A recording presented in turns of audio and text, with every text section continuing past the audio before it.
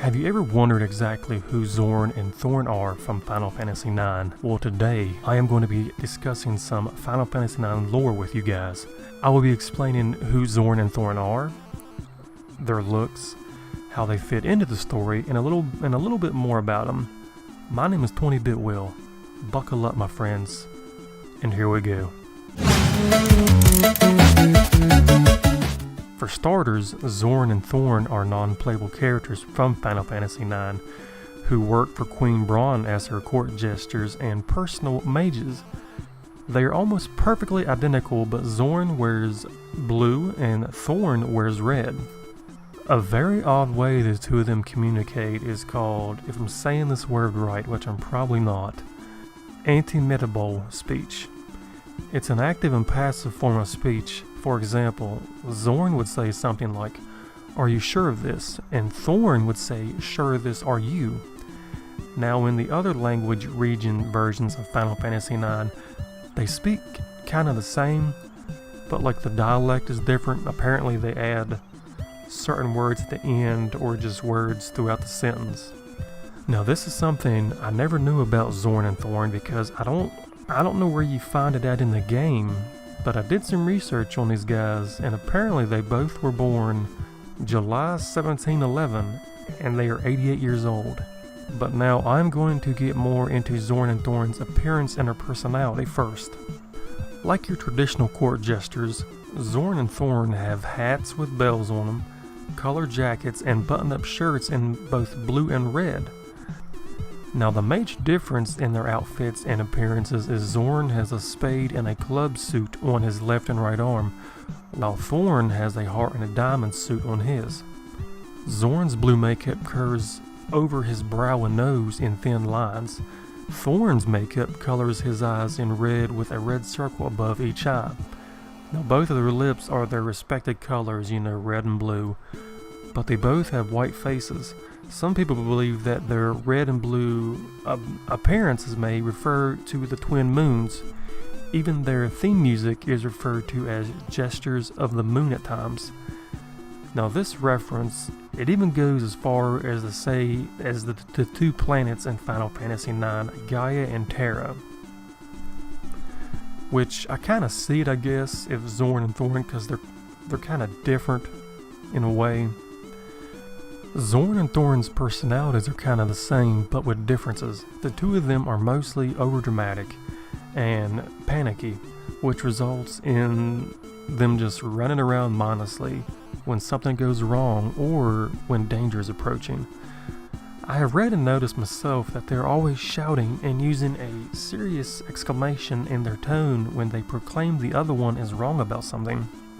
Now here is how Zorn and Thorn fall into the world of Final Fantasy IX. If you had never played the game, then you were about to get some pretty major spoilers in the game itself. Now when Princess Garnet disappears from Alexandria Castle, Zorn and Thorn become frantic, and under Queen Brahne's orders, they track the princess, and Zidane sights them at the peak of the ice cavern where the duo summon Black Waltz No. 1 to stall Zidane while they get away. Now Zorn and Thorn later come along on the Alexandrian attack of the rainy city Burmecia, appearing in Gizmaluk's grotto and in Burmecia itself. And from there you just kind of see them off and on until the Eidolon extraction, which I believe is in Disc 3. Now Zorn and Thorn, they have the power to extract the Eidolons from a person, which they do after capturing Garnet and holding her in the Alexandria Castle basement. The main ones they extract are Shiva, Ifrit, Atomos, Odin, and Bahamut for Queen Brahne's use. Now, it's been a little bit since I played Final Fantasy IX, so I may pronounce a few of the names kind of wrong, but I've heard other people pronounce them a little bit different than what I do. But I mean, you get the idea. Now, Zorn and Thorn, they flee Alexandria when Garnet becomes queen and quickly come to serve Kuja, Brahne's manipulator. I'll probably talk about him and Queen Brahne another day.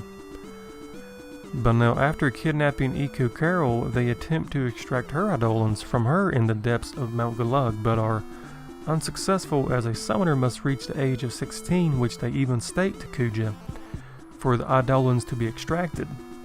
But now, being defeated by Iko's Eidolon Maideen, it is revealed Zorn and Thorn are not truly twins, and their true form is the two halves of the double-headed monster Meltigemini, if I'm saying that one right. But when Meltigemini is reformed to cover Kuja's departure, Zidane and the company end the monster for good. Now, for those of you who are wondering, I will get into the Meltigemini more of that monster, apparently of who Zorn and Thorn are. It's been a while since I played Final Fantasy IX. Well, not really a while, but it's been probably over a year since I played it on the Steam version because everything's updated and everything. But when I was younger playing it, it was pretty interesting learning about who the characters were and everything. Now that I'm older, I've grown to realize more about the characters and, you know, things like that. But if you have enjoyed this little origin lore story of Zorn and Thorn from Final Fantasy IX, let me know down below. Don't forget to like the video, subscribe, comment if you want to. Was you able to figure out that Zorn and Thorn weren't twins, I guess, throughout the whole game itself until when they fused together to form this insane looking monster? But my name is 20-Bit Will. Thanks for watching my video. It means a lot. And I'll see you later.